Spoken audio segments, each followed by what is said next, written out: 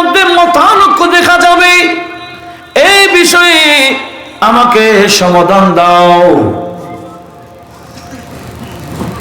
তখন আমার আল্লাহ বললেন, হে আমার বন্ধু, আপনার সকল সাহাবী আমি আল্লাহর কাছে আকাশের নক্ষত্রের ন্যায়। এমন কোন নক্ষত্র নাই যে নক্ষত্রে আলো নাই। আছে? এমন কোন তারা আছে যে তারাতে আলো নাই? তারা ছাড়া কোনো আলো আছে না? কোনো আলো ছাড়া কোনো তারা আছে নাকি? কোন তারার মধ্যে আলো বেশি, কোন তারাতে আলো কম। তবে আলো ছাড়া কোন তারা নক্ষত্র নাই। ঠিক হে আমার বন্ধু নবী, আপনার সকল সাহাবীদের কাছে হেদায়েতের আলো আছে।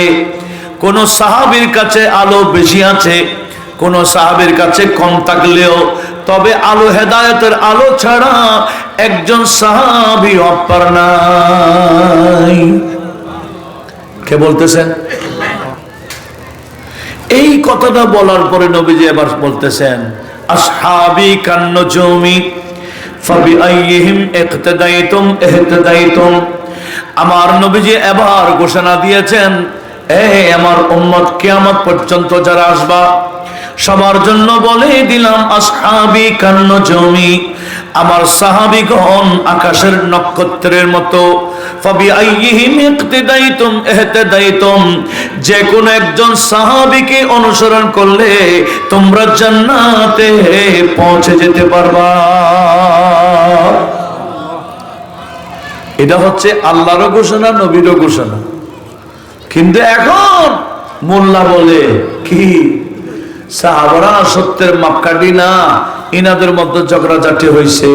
আরে সাহাবীরা নফসানিয়ত দেখাইতে গিয়ে নিজের স্বার্থের জন্য কোনো মারামারি করেন নাই, যা করেছেন ইসলামের জন্য করেছেন।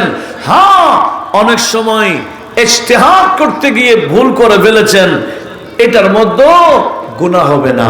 এটা বলুন না সুবহানাল্লাহ। এই বিষয়টা